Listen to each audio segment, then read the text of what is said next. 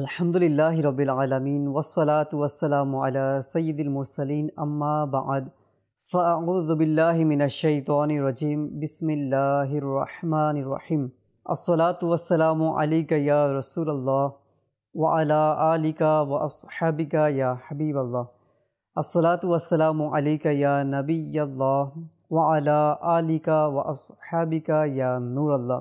আমার প্রিয় মাদানী চ্যানেলের দর্শকবৃন্দ, প্রিয় নবীর প্রিয় জবাব অনুষ্ঠান নিয়ে আমরা আরেকবার উপস্থিত হয়েছি। আপনারা যেখান থেকে অনুষ্ঠান দেখতে পাচ্ছেন, আপনাদের সকলকে আন্তরিক শুভেচ্ছা অভিনন্দন জানাচ্ছি।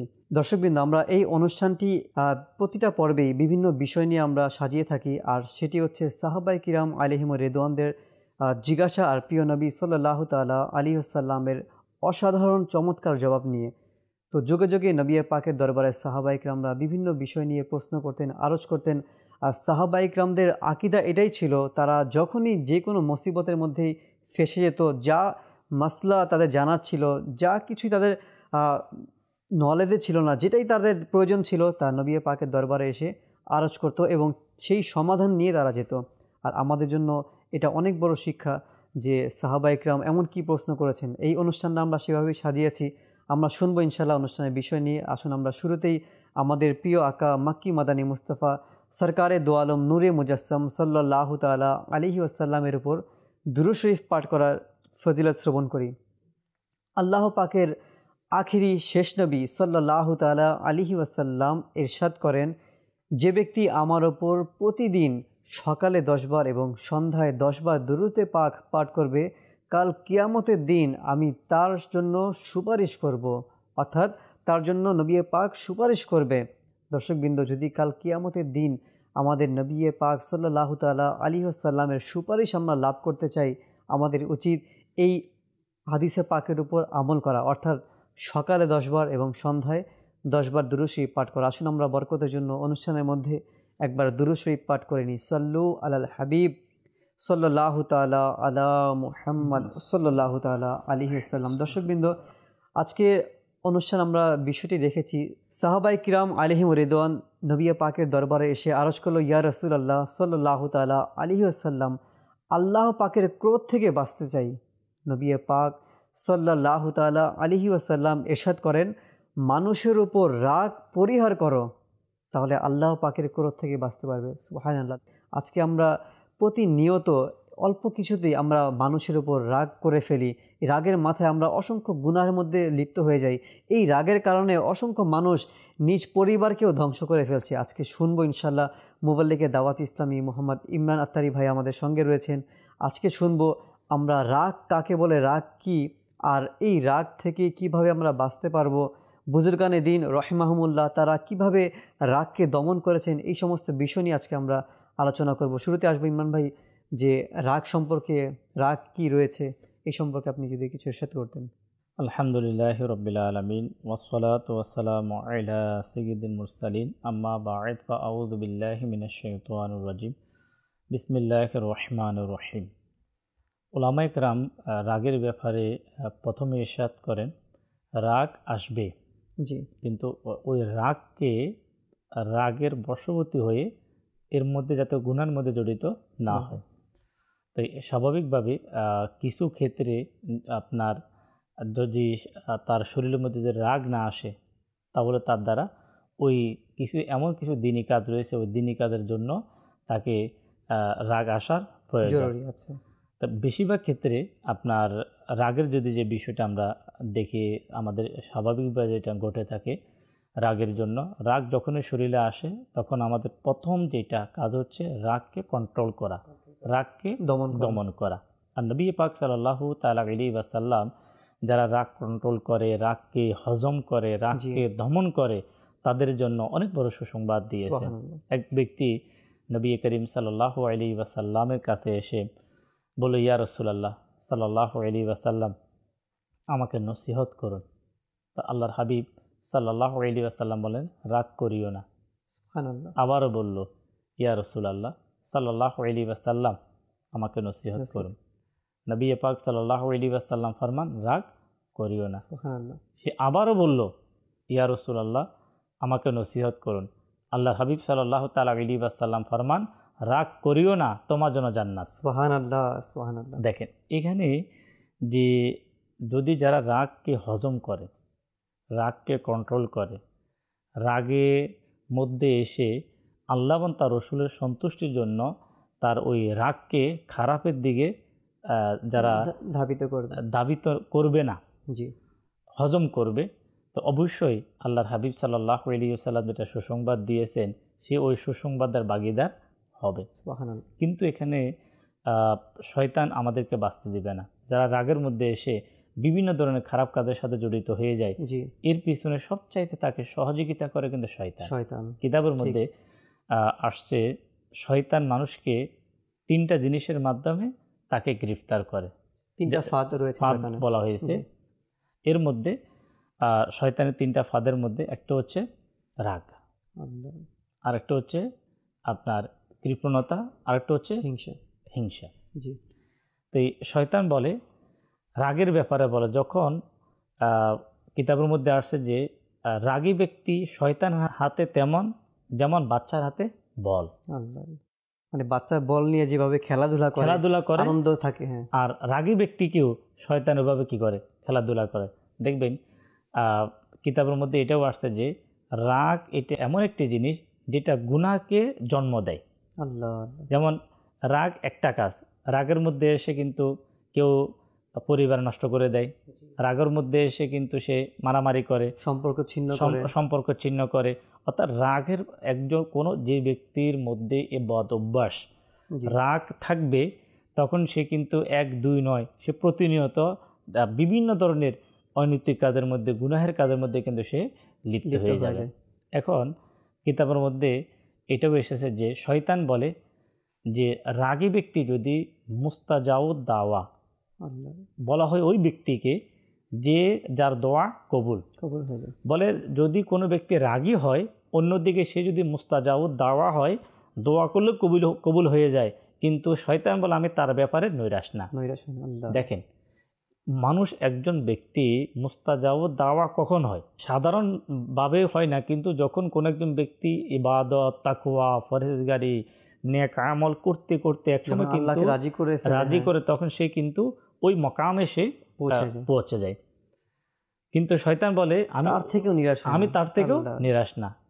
কেন? সে রাগী। সে তার রাগের মধ্যে সে কখনো এমন শব্দ তার জবান থেকে বের হবে তার ঈমান বরবাদ হয়ে যাবে। দেখেন এই জন্য শয়তান বলে যে আমি মুস্তাজাউদ দাওয়া যদি কেউ হয়ে যায় এবং তার মধ্যে যে রাগ থাকে, শয়তান বলে আমি তার ব্যাপারে কি নিরাশ না। মানে কেন? সে ধ্বংস, মানে তার ধ্বংস অনিবার্য। সে যে কোনো সময় যে কোনোভাবে হোক সে কী হবে? ধ্বংস। রাগের মাথায় এমন কাজ করে ফেলবে যা পূর্বের যত আমলই হোক না কেন সব শেষ হয়ে যাবে। এই জন্য ওলামা একরাম খুবই গুরুত্ব দিয়েছেন যাদের মধ্যে রাগের অভ্যাস রয়েছে, তো তারা যাতে করে এই জন্য চিকিৎসা করে। জি। দাওয়াত ইসলামীর প্রতিষ্ঠাতা শেখ তরিকত আমির আহলে সুন্নাত দামাত বারাকাতুমুল আলিয়া এই জন্য একটি কিতাব লিখেছেন, আপনার ছোট্ট একটি রিসালা লিখেছেন রাগের চিকিৎসা। এটা আমি আপনাকে বলবো, আপনার মাধ্যমে মাদানী চ্যানেলের দর্শককে বলবো, রাগের চিকিৎসা কেন বলা হয়েছে। এমন কিছু রোগ যেটার ট্রিটমেন্ট রেগুলার করতে হয়, যেটার চিকিৎসা রেগুলার চালাইতে হয়। যেমন রাগের ব্যাপারে বলা হয়েছে গুনাহের মধ্যে রাগ হচ্ছে একটা মানে এমন একটা রোগ যেটা মানুষের মধ্যে কিছুক্ষণ পর পর বিভিন্ন টাইমে এই রাগ দিয়ে অসংখ্য গুনাহ কিন্তু সৃষ্টি হতে পারে। এবং যদি এই রোগের যদি কারো চিকিৎসা যদি হয়ে যায়, যদি কেউ এর রাগ কন্ট্রোল করার, রাগ হজম করার যদি নিয়ামত যদি কারো অর্জন হয়, আল্লাহ তাআলার দয়ায় সে অসংখ্য গুনাহ থেকে সে বেঁচে যাবে। জি অবশ্যই। আমাদের বুজুর্গানে দিন রহিমাহুমুল্লাহ তারা কিভাবে রাগকে দমন করতেন, যেমন খুব শিক্ষণীয় একটি ঘটনা। তো ইমাম হাসান রাদিয়াল্লাহু তাআলা আনহু, তো তার দরবারে একবার কিছু মেহমান আসলো এবং মেহমান আসার পর তিনি তার গোলামকে হুকুম দিলেন যে তাদের জন্য খাবারের ইন্তজাম করার জন্য, আয়োজন করার জন্য। তো গোলাম গেলেন খাবার আনতে। তার খাবারের মধ্যে, তার প্লেটের মধ্যে কিছু তরকারির ঝোল ছিল, কিছু রুটিও ছিল। তো হঠাৎ করে গোলাম পড়ে যেয়ে তার হাত থেকে ওই খাবার পড়ে গেল। তো যা ওই ঝোলগুলি ওই মেহমান উপস্থিত তাদের কাপড়ে যেয়ে তাদের কাপড় নষ্ট হয়ে গেল। তো এতে তো হাসান রাদিয়াল্লাহু তাআলা আনহু তিনি খুব রাগান্বিত হয়ে গেলেন, তার চেহারা লাল বর্ণের হয়ে গেল। তো ওই সময় গোলাম খুব ভয় পেয়ে গেল যে আমি এখন কি করব। তিনি কোনো কিছুই মানে বুঝতে পারছেন না এখন কি করা যায়। তো ওই মুহূর্তে ওই গোলাম খুব চালাক ছিলেন, ওই মুহূর্তে তিনি একটি কুরআনে পাকের আয়াত ইরশাদ করে দিলেন, তা হচ্ছে ওয়াল কাযিমিনাল গায়জ। এটার অর্থ হচ্ছে মানে গোলাম তাকে এটা বোঝাতে যাচ্ছে যে আল্লাহ তাআলার প্রিয় বান্দা কারা। তো ওই আয়াত দিয়ে তিনি এটা বোঝাতে চাচ্ছিলেন যে ওয়াল কাযিমিনাল গায়জ, অর্থাৎ ক্রোধ সংবরণকারী যারা রাগকে দমন করে তারা হচ্ছে আল্লাহর প্রিয়। তো যখন তিনি রাদিয়াল্লাহু তাআলা আনহু এই আয়াতে কারিমা শুনলেন, সঙ্গে সঙ্গেই তার রাগের কারণ যেই চেহারার মধ্যে লালচে ভাব ছিল সঙ্গে সঙ্গে তা দূর হয়ে গেল। তো ওই গোলাম তখন ভাবতে লাগলেন মনে মনে যে রাগ তো দূর হয়ে গেল কিন্তু ক্ষমা তো পাইনি, তো কি করণীয়। তিনি পরের লাইন অর্থাৎ আয়াতের পরের অংশ তিনি তিলাওয়াত করলেন, অর্থাৎ তিনি এটা বোঝাতে যাচ্ছেন যে যারা রাগকে দমন করে এবং যারা মানুষকে ক্ষমা করে দেয় তারা হচ্ছে আল্লাহ তাআলার প্রিয়। তো তিনি এই আয়াতটা শোনার পর হাসান রাদিয়াল্লাহু তাআলা আনহু তিনি মুচকি আসলেন এবং বললেন যে যাও, তোমাকে আমি ক্ষমা করে দিলাম। তো তিনি এর পরের অংশ যে ওয়াল্লাহু ইউহিব্বুল মুহসিনিন, তিনি এই আয়াত যখন তিলাওয়াত করলেন তিনি তখন হাসান রাদিয়াল্লাহু তাআলা আনহু বললেন, তুমি যেহেতু আমাকে এই আয়াত শুনিয়েছো, মুহসিনিন বলেছো, আচ্ছা মুহসিন বলা হয় কাদের, যারা মানুষকে উপকার করে, ইহসান করে, দয়া করে, উপকার করে। তো এটা বলার পর বলতে লাগলো যে তুমি যেহেতু আমাকে মুহসিনিন বলেছো, আমিও আল্লাহর পছন্দনীয় বান্দা হতে চাই, আমি আজকে থেকে তোমাকে মুক্ত করে দিলাম। তো এই দেখেন, এই যেখানে তার রাগ হওয়ার কারণ ছিল, যে একটা ঘটনা এখানে প্রকাশ পেল, এই ঘটনায় তো মানুষ রাগ হয়ে গোলামকে মারধর করে। যেমন ইমরান ভাই দেখা গেছে যে অসংখ্য জায়গায় অফিস আদালতের মধ্যে বিভিন্ন কাজের ক্ষেত্রে যখন মালিক তাদের চাকরকে গোলামকে কিছু আনতে দেয়, যেমন আমাদের সমাজের মধ্যেও যেমন চা আনতে পাঠালো বা কোনো নাস্তা আনতে পাঠালো, যদি সেই গোলামের একটু সময় দেরি হয়ে যায় তো একে চর থাপ্পড় দেওয়া হয়, মারধরও করা হয়। এখানে আসলেই আপনার অফিস বলি অথবা আমরা পারিবারিকভাবে বলি অথবা বিভিন্ন মার্কেটে বলেন, যখন কোনো ঘটনা ঘটার পরে যখন এটাকে ভালোভাবে যখন দেখা হয় যে এর পিছনে কারণ কি, মানে কোন জিনিসটার কারণে এই এত বড় দুর্ঘটনা ঘটলো, দেখা যাচ্ছে যে এর মধ্যে সবচাইতে যে জিনিসটা বড় কাজ করলো সেটা হচ্ছে রাগের কারণে। কেন, উদাহরণস্বরূপ কেউ আপনাকে কিছু বলল, আপনার সাথে রাগ দেখাচ্ছে, আপনিও তখন নফস আপনাকে কি করলো যে নফস এটাকে বলে তাকে উস্কানি দিচ্ছে, তাগিদ দিচ্ছে, মানে সে ছোট হতে চাচ্ছে না, এখন সেও বলতেছে। এখন যদি প্রথম পক্ষ যদি তাকে উস্কানি দেওয়ার কারণে, তার সাথে রাগান্বিত হওয়ার কারণে দ্বিতীয় পক্ষ যদি সেখানে যদি চুপ হয়ে যায়, তাহলে কিন্তু পরে এত বড় দুর্ঘটনা ঘটে না। এখানে আসলে আমরা যদি দেখি আমাদের নবী পাক সাল্লাল্লাহু তাআলা আলাইহি ওয়াসাল্লাম এর হায়াতে জিন্দিগি যদি আমরা দেখি, সাহাবা ইকরামের জিন্দিগি যদি আমরা দেখি, তাদেরকে কেউ না কেউ রাগান্বিত করতে চেয়েছে, কিন্তু তারা জিনিসটা বুঝতে পেরেছে যে সে আমার সাথে রাগ করতেছে, যদি আমি এখন তার সাথে রাগ করি তাহলে এখানে দুর্ঘটনা ঘটবে। দেখেন নবী পাক সাল্লাল্লাহু আলাইহি ওয়াসাল্লাম সাহাবা ইকরামদেরকে এমনভাবে শিক্ষা দিয়েছেন। নবী করিম সাল্লাল্লাহু আলাইহি ওয়াসাল্লামের বরকতময় জিন্দিগিতে আপনার 1-2 নয়, একাধিক ঘটনা বিভিন্ন স্থানে বিভিন্ন সময় আল্লাহর হাবিব সাল্লাল্লাহু আলাইহি ওয়াসাল্লামকে কটূক্তি করা হয়েছে, খারাপ ব্যবহার করা হয়েছে, বিভিন্ন ধরনের খারাপ আচরণ করা হয়েছে, যাতে করে তাদের অনেক সময় পরীক্ষামূলক ছিল যে হুজুর সাল্লাল্লাহু তাআলা আলাইহি ওয়াসাল্লাম রাগ করে কিনা, প্রতিশোধ নেয় কিনা। কিন্তু নবী পাক সাল্লাল্লাহু আলাইহি ওয়াসাল্লাম তাদের তো কোনো প্রতিশোধ তো নিলেন না, বরং মুস্কি হেসে দিয়ে তাদের জন্য দোয়া করে দিলেন। ওই যে ঘটনা আপনার নবী করিম সাল্লাল্লাহু আলাইহি ওয়াসাল্লাম জায়েদ বিন সানা রাদিয়াল্লাহু তাআলা, যিনি ইসলাম গ্রহণ করার পূর্বে আপনার ইহুদিদের বড় আলিম ছিলেন, অনেক বড় ঘটনা, আমি সংক্ষেপে আরজ করছি। সে মাআযাল্লাহ ফারুক আজম রাদিয়াল্লাহু তাআলা আনহুর সামনে নবী পাক সাল্লাল্লাহু আলাইহি ওয়াসাল্লামের সাথে দুর্ব্যবহার করেছে। আপনার নবী পাকের জামা মোবারক ধরার পরে আপনার ফারুক আজম রাদিয়াল্লাহু তাআলা তিনি সহ্য করতে পারলেন না, রাগান্বিত সেই মিথ্যা কথা মানে মিথ্যা আরোপ করতে লাগলো।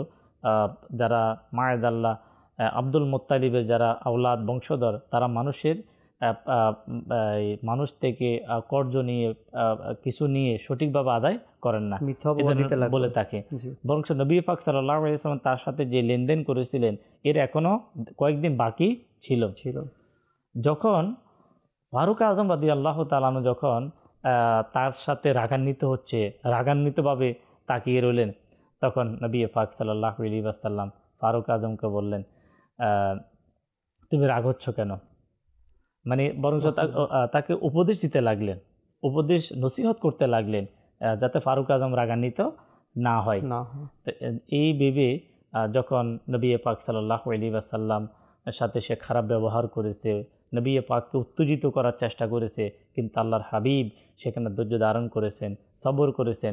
সেখান থেকে যখন বিদায় নিয়ে চলে গেলেন, ফারুক আজম তাকে জিজ্ঞাসা করলো, তোমার নাম কি? সে প্রকাশ করলো, আমি অমুক। বললো, তুমি তো আল্লাহর হাবিবের সম্পর্কে জানার কথা, ইনি রহমতুল্লিল আলামিন, ইনি আলামিন নামে যিনি উপাধিতে ভূষিত হয়েছেন, নবী পাকের সাথে তুমি এই ব্যবহার করার কারণ কী ছিল? তখন সে বলতে লাগলো, যেহেতু সে তাওরাতের কি ছিল, আলেম ছিল, পণ্ডিত ছিল, সে বলল যে আখেরি জামানার যিনি নবী হবে, যিনি পয়গাম্বর হবে, ওনার সমস্ত গুণাগুণ তাওরাতের মধ্যে লিপিবদ্ধ রয়েছে, সব কিছু তোমার নবীর মধ্যে আমি সব কিছু পেয়েছি, শুধু একটা জিনিস আমার প্র্যাকটিক্যাল করা বাকি ছিল। তিনি প্র্যাকটিক্যাল দেখেন, এটা আমার প্র্যাকটিক্যাল করা আমার বাকি ছিল, আজকে আমি সেটা প্র্যাকটিক্যাল করলাম। সেখানে লেখা আছে আখেরি জামানার নবী যিনি, ওনার সাথে যদি কেউ দুর্ব্যবহার করে, খারাপ ব্যবহার করে, তাহলে উনি বিনিময়ে ভালো ব্যবহার করবে। তখন ওই সময় নবী পাক সাল্লাল্লাহু আলাইহি ওয়াসাল্লামের এই যে উত্তম, এই যে আদর্শ, উত্তম যে আখলাক, নবী পাক ধৈর্য ধারণ করেছেন, সবর করেছেন। শুধু আল্লাহর হাবিব সাল্লাল্লাহু আলাইহি ওয়াসাল্লাম শুধু ধৈর্য ধারণ করেন নাই, ওই মুহূর্তে নবী করিম সাল্লাল্লাহু তাআলা আলাইহি ওয়াসাল্লাম রাগ করেন নাই। এবং ফারুক আজম রাদিয়াল্লাহু তাআলা আনহু যখন রাগান্বিত হচ্ছে, ফারুক আজমকেও কী করলেন? উপদেশ দিতে লাগলেন যাতে করে রাগান্বিত না হয়। এরপরে আপনার দেখা যাচ্ছে যে আমরা অন্যান্য সাহাবা ইকরাম যদি আমরা জিন্দিগি পড়ি, দেখা যাচ্ছে যে সাহাবা ইকরাম তাদের জীবনের মধ্যে পাওয়া যায় যে মানুষ তাদের সাথে খারাপ ব্যবহার করেছে, তারা বিনিময়ে খারাপ ব্যবহার না করে তাদের জন্য দোয়া করেছে আল্লাহ তাআলার কাছে। আসলে বাস্তবিক আমরা একটি সমাজে আমরা বসবাস করি, একটি পরিবারে আমরা বসবাস করি, চলার মাঝে, বলার মাঝে, থাকার মাঝে আমাদের মিস্টেক একে অপর থেকে হয়ে যাওয়ার পরে কিন্তু আমরা ক্ষমার দৃষ্টিতে না তাকিয়ে দেখা যাচ্ছে আমরা প্রতিশোধ করি। কেউ রাস্তা দিয়ে হাঁটার মাঝে দেখা যাচ্ছে যে বৃষ্টির সময় চলতে গিয়ে দেখা যাচ্ছে যে আপনার পায়ের সাথে অন্য পা লেগে গেল, অথবা অন্য কোনো কারো গায়ে আপনার ময়লা লেগে গেল। এখন ওই মুহূর্তে সে কিন্তু ইচ্ছে করে কাজ করে নাই। এখন আরেকজন ব্যক্তি সেই উত্তেজিত হয়ে গেল, রাগান্বিত হয়ে দেখা যাচ্ছে যে খারাপ ব্যবহার করে দেয়, গালিগালাজ করা শুরু করে দেয়। লোকাল গাড়িগুলোতে দেখা যাচ্ছে একটু ধাক্কা লেগে যায়, পায়ের সাথে পা লেগে যায়। এখন ওই সময় কিন্তু আমরা অধৈর্য হয়ে যাই। মানে ওই সময় যে আমাদের যে রাগ, শরীরে রাগ আসলো, যে সে আমার জুতা নষ্ট করে দিল, সেই আপনার থুতু নিক্ষেপ করে অথবা পানের পিক ফেলে আমার সাদা পাঞ্জাবিকে কী করে দিল, নষ্ট করে দিল। এখন ওই সময় যে আমার শরীরের মধ্যে যে রাগ চলে আসলো, তখন কিন্তু এটা আমার জন্য একটা বড় পরীক্ষা যে ওই সময় আমার ব্যবহারকে কন্ট্রোল করতে হবে। আমি যদি আমার ব্যবহারকে কন্ট্রোল করতে পারি, যেমন আমরা স্বাভাবিকভাবে যখন কোনো একটা মহল্লাতে যখন মানুষ বসবাস করে, ওই বসবাস করার ক্ষেত্রে এহসান ভাই দেখা যাচ্ছে যে এক পরিবারের কোনো না কোনো কিছুর দ্বারা অন্য পরিবার অনেক সময় একটু ক্ষতিগ্রস্ত হয়। এখন হওয়ার সাথে সাথে দেখা যাচ্ছে যে দ্বিতীয় পক্ষ থেকে আপনার রাগান্বিত হয়ে, উত্তেজিত হয়ে প্রতিশোধ নেওয়ার জন্য তারা প্রস্তুতি নিয়ে যায়। এক মহল্লা আরেক মহল্লা থেকে রাগান্বিত হয়ে তারা প্রতিশোধ নেওয়ার জন্য কী করে, আপনার প্রস্তুতি নিয়ে যায়। কিন্তু এখানে আমাদেরকে যে বিষয়টা আমাদেরকে দেখতে হবে, আলহামদুলিল্লাহ আমরা মুসলমান, আমাদের মুসলমানের আদর্শ দেখে, পূর্বের ইতিহাস আমরা দেখি, অমুসলিম মুসলমানের আদর্শ দেখে, মুসলমানের আখলাক দেখে, মুসলমানের ধৈর্যশীলতা ভাব দেখে আপনার অমুসলিম তারা ইসলাম গ্রহণ করেছে। মালিক বিন দিনার রহমতুল্লাহ তাআলা আলাইহি তিনি অমুসলিমের ঘরের পাশে ঘর ভাড়া নিলেন। প্রতিদিন ওই অমুসলিম তার ঘরের ময়লা আবর্জনা পরিষ্কার করে মালিক বিন দিনার ঘরের সামনে নিক্ষেপ করেন। একদিন, 2 দিন, 3 দিন মালিক বিন দিনার রহমতুল্লাহ তাআলা উনি পরিষ্কার করে নেয়। কয়েকদিন পর সে ওই অমুসলিম এসে বলতে লাগলো, হুজুর আমি যে সব সময় আমার ঘরের ময়লা আবর্জনা আপনার ঘরের দরজার নিক্ষেপ করি, তা আপনি তো কখনো অভিযোগ করেন না, মালিক বিন দিনার রহমতুল্লাহ তাআলা আলাইহি দেখেন কেমন মুসলমান, কেমন আল্লাহর বলি ছিলেন। বলে তোমার কাজ হচ্ছে ময়লা ফালানো আর আমার কাজ হচ্ছে ময়লা পরিষ্কার করা। উনি পরিষ্কার করতেন। তো বলে যে হুজুর আমি যে বারবার এই কাজ করি তা আপনাকে রাগ আসে না? ওই তখন ওই আপনি যে আয়াতটা পড়লেন, রাগ হজমকারী, মানুষকে ক্ষমাকারী, এই সকল লোকেই আল্লাহ তাআলার কাছে প্রিয়। এখন দেখেন আল্লাহর প্রিয় বান্দার গুণাগুণ বলা হচ্ছে, তারা রাগকে কন্ট্রোল করে, মানুষকে ক্ষমা করতে পারে। এখন আমি দেখি আমার মধ্যে গুণ আছে কিনা বাস্তব। আমি আল্লাহ তাবারক ওয়া তাআলার প্রিয় বান্দা হতে চাই, আল্লাহর প্রিয় বান্দা হয়ে দুনিয়া থেকে আমরা যেতে চাই। কে না চাই? সবাই চাই। প্রতিটা মানুষ চাই যে আমি এমন জিন্দেগি আমি অবলম্বন করব যাতে করে আল্লাহ তাআলার আমি প্রিয় বান্দা হতে পারি। তো কোরআনুল কারীমকে আপনি স্টাডি করেন, কোরআনুল কারীমকে পড়েন, যে যারা রাগ হজম করে, যারা মানুষকে ক্ষমা করে, তো তাদেরকে আল্লাহর প্রিয় বান্দা বানিয়ে দেয়। যে এবং প্রিয় বান্দার গুণাগুণের মধ্যে এটা আছে। এখন আমি নামাজও পড়ি, দেখা যাচ্ছে যে আমি নামাজ পড়ি, ধর্মীয় অনুভূতি নিয়ে আমি জীবনযাপন করি, কিন্তু মাআযাল্লাহ দেখা যাচ্ছে যে আমার রাগ, কথায় কথায় রাগকে আমি কন্ট্রোল করতে পারি না। তো অবশ্যই আমাদেরকে মাদানী চ্যানেলের দর্শক শ্রোতা, আমরা আজকের এই প্রোগ্রামের মাধ্যমে এটা বলবো যে যদি আমি আল্লাহ তাবারক ওয়া তাআলার প্রিয় হতে চাই, যদি আমার মাঝে যদি রাগ আসার যদি বদ অভ্যাস থাকে, অবশ্যই আমাকে সংশোধন হতে পারে। কিবলা শাইখে তরিকত আমির আহলে সুন্নত মোহাম্মদ আবু বিলাল ইলিয়াস আত্তার কাদেরী, যিনি দাওয়াত ইসলামের প্রতিষ্ঠাতা, খুব সুন্দর একটি রিসালা যেটাকে বলা হয় 72টি নেক আমল রিসালা। ইমরান ভাই, তো যদি কোনো দর্শক চায় যে আমারও তো রাগ আসে, রাগ কার না আসে, যদি আমি চাই আমার রাগ কন্ট্রোল করতে, রাগকে দমন করতে, যদি সে ওই 72টি নেক আমল রিসালার প্রতি যদি আমল করে সে, তাহলে একদিন তার রাগকে কন্ট্রোল করতে পারবে। কারণ ওইখানে এমন একটি প্রশ্ন, অর্থাৎ 72টা প্রশ্ন ওইখানে করা হয়েছে। ওর মধ্যে এটাও আছে যে আপনি কি আজকে রাগ আসার সময় রাগকে দমন করেছেন, নাকি রাগ আসার পর যা খুশি তাই, আর যা খুশি তাই তো আমরা জানি আমরা কি করি রাগের মাথায়। তো যদি আমরা দেখেন ওইটার প্রতি আমল করি, 1 দিন 2 দিন 3 দিন আমার সেই আমলটা হচ্ছে না, রাগ আসার পর আমি খারাপ কাজ করে যাচ্ছি, রাগ আসার পর আমি কাউকে গালি দিচ্ছি, রাগ আসার পর আমি কাউকে প্রহার করছি, তো একটা সময় দেখবেন যখন আমি ওই রিসালার নিয়ে আমল করব, তো একদিন দেখবেন যে আমারও ওই আমলটা হয়ে যাবে, অর্থাৎ রাগকে আমি কন্ট্রোল করতে পারবো। আলহামদুলিল্লাহ, দাওয়াতে ইসলামের প্রতিষ্ঠাতা আমির আহলে সুন্নাত হযরত আল্লামা আবু বিলাল মুহাম্মদ ইলিয়াস আত্তার কাদেরী দামাত বারাকাতুহুল আলিয়া, তিনি আমাদেরকে এমন একটি মহল, এমন একটি পরিবেশ তিনি আমাদেরকে উপহার দিলেন। এই মাদানী মহলে আলহামদুলিল্লাহ সাপ্তাহিক ইজতিমার মধ্যে, বিভিন্ন বয়ানের মধ্যে, ইসলামী ভাইদের যে বৈঠকগুলো হয়, আলোচনার যে বৈঠকগুলো হয়, আলহামদুলিল্লাহ প্রতিনিয়ত এই বিষয়গুলোর নিয়ে আলোচনা হয় যে রাগ কন্ট্রোল করার ফায়দা কি, যদি রাগ করার দ্বারা আমাদের আখলাক কেমন নষ্ট হয়ে যায়, রাগের মাধ্যমে আমরা কীভাবে ধ্বংসের দিকে চলে যাই। আলহামদুলিল্লাহ মাদানী মহলের দেখা যায় যে আল্লাহ তাবারক ওয়া তাআলার দয়া ইসলামী ভাইদের মধ্যে রাগের যে একটা বদভ্যাস, এটা আস্তে আস্তে কিন্তু কি হয়, এটা প্র্যাকটিক্যাল ইমাম, এটা কিন্তু দেখা গেছে অসংখ্য ইসলামী ভাইদের মধ্যে, কিন্তু মানে তাদের এটা অভিমত যে পূর্বে তিনি ঘরের মধ্যে পিতামাতার সাথে রাগ করে খারাপ ভাষায় কথা বলতো, রাগের মাথায় এমনও দেখা গেছে পরিবারের মধ্যে সে ওই গ্লাস বা প্লেট ভাঙচুর করতো। বাট দাওয়াত ইসলামীতে আসার পরে মাদানী মহলের এই বরকতের উসিলাতে তিনি এখন রাগ করে না, ওই সমস্ত খারাপ অভ্যাসগুলি তিনি ত্যাগ করতে পারেন। মাদানী মহলের বরকত এটা আসলে একটা হচ্ছে প্র্যাকটিক্যাল মাদানী মহল। আলহামদুলিল্লাহ প্র্যাকটিক্যাল মাদানী মহলের বরকত তো অনেক। যারা শুধু মাদানী মহলকে মাদানী চ্যানেলের মাধ্যমে যারা দেখেন, এদের অনেকের পরিবারের অনুভূতি, অভিমত মাদানী চ্যানেল কল সেন্টারে যে ঘরের মধ্যে অনেক মহিলা এমন ছিল যার খুব রাগ ছিল, সে কোথায় কোথায় রাগ করতো, বাচ্চাদের সাথে রাগ করতো, বাচ্চার বাবার সাথে রাগ করতো, মায়েদাল্লাহ শ্বশুর শাশুড়িকে সহ্য করতে পারতো না, রাগ করতো।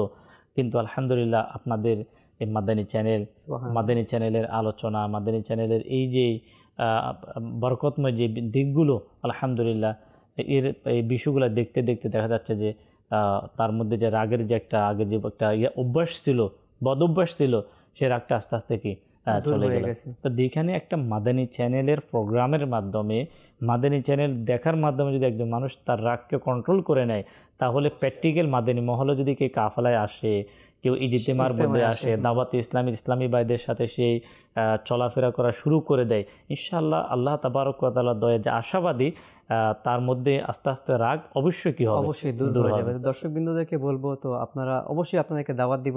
দাওয়াতি ইসলামী এটা আপনার আমার সংগঠন, এমন একটি নেক সংগঠন, যেই সংগঠনে আসতে আপনাকে কোনো ফর্ম ফিল আপ করতে হবে না, কোনো অ্যাপয়েন্টমেন্ট লেটার লাগবে না, কোনো কিছুর প্রয়োজন নেই। আপনি যে কোনো সময় আপনি আমাদের সাথে যোগাযোগ করতে পারেন। আপনি 3 দিনের মাদানী কাফেলা সফর করতে পারেন। দাওয়াতি ইসলামীর যে আমাদের 12 দিনই কাজ আছে, আপনিও এই দিনই কাজের মধ্যে নিজেকে অংশগ্রহণ করাতে পারেন। তো এর মধ্যে দেখবেন অসংখ্য কল্যাণ দুনিয়াতে হবে, আখিরাতে হবে। আর আজকের বিষয় আমরা রেখেছি যে আমরা জেনেছি যে যারা আল্লাহ তাআলার ক্রোধ থেকে বাঁচতে চায়, তারা যেন মানুষের প্রতি রাগ করা ছেড়ে দেয়। আজকে আমরা এই অনুষ্ঠানের মধ্যে এই বিষয় নিয়ে আলোচনা করেছি। যদি কাল কিয়ামতের দিন ওই কঠিন মুসিবতের সময় আমাদেরকে একজনই পার করবে, সেটা হচ্ছে আমার আল্লাহ তাআলা যদি আমাদেরকে না বাঁচায়, যদি আমাদেরকে পার না করে, তাহলে আমরা আর কার কাছে যাব? তো সেই আল্লাহ পাকের ক্রোধ থেকে যদি আমরা বাঁচতে চাই, দুনিয়াতে থেকেই আমাদেরকে এই রাগ দমন করার প্রতি আমল করতে হবে। আল্লাহ তাআলা আমাদেরকে তৌফিক দান করুক। আমরা যা শুনেছি আল্লাহ তাআলা আমাদেরকে এর উপর আমল করার তৌফিক দান করুক। ইনশাআল্লাহ আমরা আগামী পর্বে আরও সুন্দর একটি বিষয় নিয়ে আমরা আলোচনা করব। ততক্ষণ পর্যন্ত ভালো থাকুন, মাদানী চ্যানেলের সঙ্গী থাকুন। সাল্লু আলাল হাবিব সাল্লাল্লাহু তাআলা আলা মুহাম্মদ সাল্লাল্লাহু আলাইহি ওয়াসাল্লাম।